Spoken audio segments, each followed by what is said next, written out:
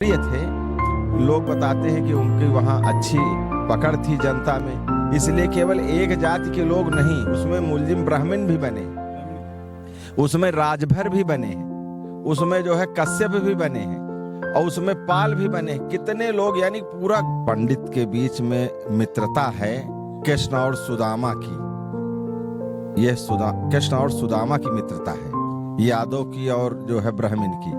तो उसको तोड़ने के लिए यह जो है गलत तरीके से अफवाह फैला करके यह कुप्रचार कर रहे हैं। और भारतीय जनता पार्टी की जो सरकार है और उसके जो नेता हैं, वो इस बात पर विश्वास करते हैं कि यदि किसी झूठ को 100 बार कहा जाए तो वो सत्य हो जाता है। और ये देवरिया में मामला जो चल रहा है, आप भी देख रहे होंगे, सुन रहे होंगे लगातार। पूरे प्रदेश में बहुत सी घटनाएं हैं। इसी घटना को 2024 के नजरिए से हाईलाइट किया, इसी घटना को क्यों हाईलाइट किया गया? भारतीय जनता पार्टी की जो सरकार है वो राजनीतिक लाभ इस घटना के माध्यम से लेना चाहती, इसलिए उसको हाईलाइट कर रहे हैं।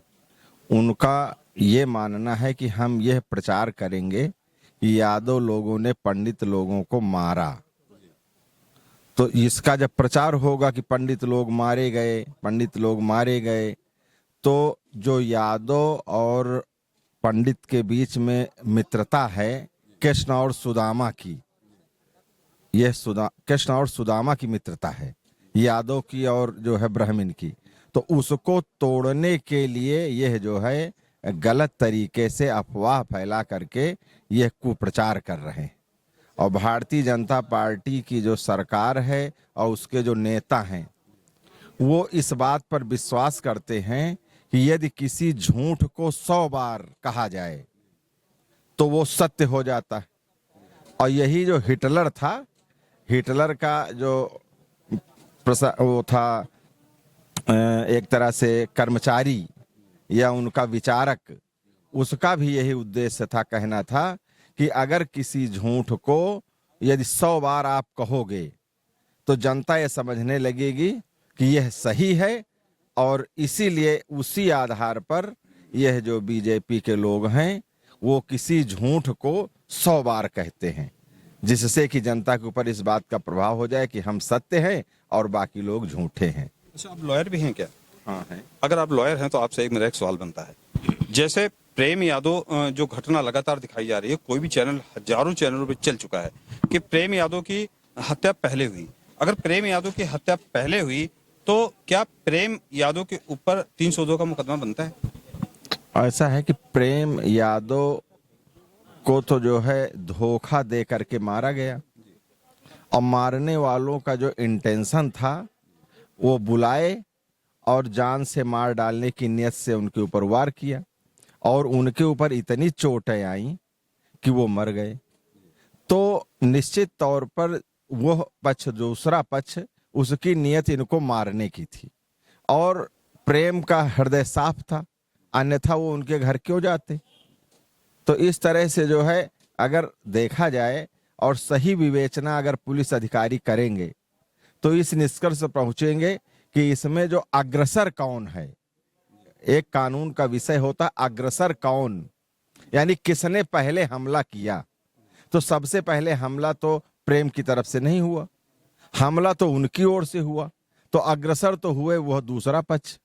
उसके बाद जो है फिर इनके घर परिवार वालों ने नहीं हमला किया ब्राह्मण परिवार पर, चूंकि वो इतने जनप्रिय थे, लोग बताते हैं कि उनकी वहाँ अच्छी पकड़ थी जनता में, इसलिए केवल एक जाति के लोग नहीं, उसमें मुल्जिम ब्राह्मण भी बने, उसमें राजभर भी बने हैं, उसमें जो है कश्यप भी बने हैं, और उसमें पाल भी बने। कितने लोग, यानी पूरा गांव का गांव उनके सपोर्ट में आ करके वहां गया और देखा कि जो है इन लोगों ने ये किया, तो उसके प्रतिवाद में ऐसी घटना हो गई है। तो इस तरह से कोई इंटेंशन इन लोगों का नहीं था, लेकिन यह सरकार जो है यादव, अब मैं भी मानता हूं कि किसी ब्राह्मण से ये लड़ाई नहीं है, ये लड़ाई उनकी व्यक्तिगत हो सकती है। प्रेमचंद बनाम दूसरा जो है, इनमें ब्राह्मण यादव कहां से आ गया? ये केवल जो है बीजेपी के लोग इसको ब्राह्मण और यादव बनाना चाहते हैं।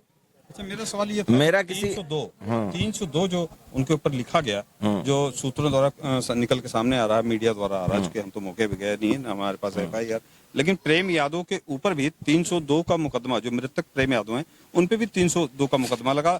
लॉ में ऐसा क्या है कि लगना चाहिए या नहीं? ऐसा है ना कि अभी तो केवल FIR लिखी गई, दोनों पक्षों ने अपनी अपनी तहरीर दे दिया, और तहरीर देने के बाद अब विवेचक अगर सही विवेचना करेगा तो इस तथ्य पर पहुंचेगा कि कौन आगे आया, अग्रसर कौन हुआ, और अग्रसर हुआ तो क्यों पहले मारा गया।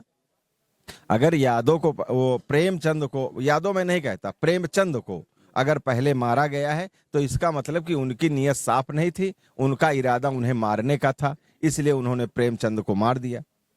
ये है उसमें अग्रसर शब्द है उसमें कानून के हिसाब से कि अग्रसर कौन था, तो इसमें अग्रसर जो प्रेमचंद के विरोधी पक्ष था वो था।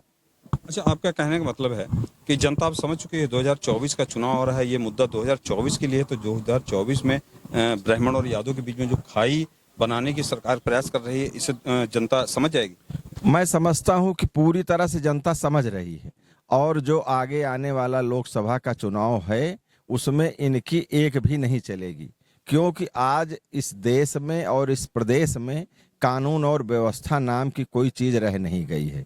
ये जो योगी सरकार है पूर्णतः फेल हो चुकी है, इसका कोई पकड़ नहीं है, और न इनको जो है कोई जो है ज्ञान ही है कि कैसे शासन चलाया जाए। ये बुलडोजर के माध्यम से शासन चलाना चाहते हैं, बल्कि चलाना चाहिए संविधान के हिसाब से। तो हर चीज बुलडोजर से नहीं चलती है, कानून से चलती है। यह देश कानून से चलेगा, बुलडोजर से नहीं चलेगा, संविधान से चलेगा। और वो लोग जो है संविधान को मार करके हेकड़ई दिखा रहे हैं, अकड़ई दिखा रहे हैं, और बुलडोजर के माध्यम से भय पैदा कर रहे हैं समाज में। अभी अभी जो है जो प्रेमचंद के विरोधी पक्ष के यहाँ स्वास्थ्य मंत्री जी गए, तो केवल उन्हीं के यहाँ गए। ये पहले से सुनियोजित था कि यादव और ब्राह्मण के बीच में खाई बनानी, चूंकि मुख्यमंत्री जी भी गए तो भी ब्राह्मण परिवार से ही मिले। हाँ, तो केवल ये, तो क्या दूसरी तरफ हत्या नहीं हुई? वो भी तो हत्या है। उनको जाना, आप पूरे प्रदेश के मालिक हो, आप पूरे प्रदेश के मुख्यमंत्री हो, आपको दोनों पक्षों के यहाँ जाना चाहिए, केवल वहीं क्यों गए? इसका मतलब ये है कि यह जो है इस घटना से राजनीतिक लाभ लेने के लिए यह लोग अपनी यात्राएं जो है देवरिया की कर रहे हैं।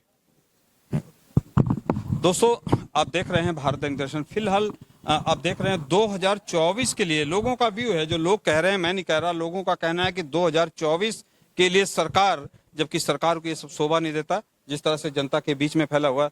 लोग बता रहे हैं कि यादव और ब्राह्मण के बीच में एक खाई पैदा करने के लिए सरकार की मंशा है। आप लोग इसको किस रूप में देख रहे हैं? फिलहाल आप कमेंट के रूप में अपने विचार जरूर दीजिएगा, आपके विचार बहुत ही महत्वपूर्ण होते हैं। फिलहाल आप देख रहे हैं भारत दैनिक दर्शन, मैं विक्रम सिंह, नमस्कार।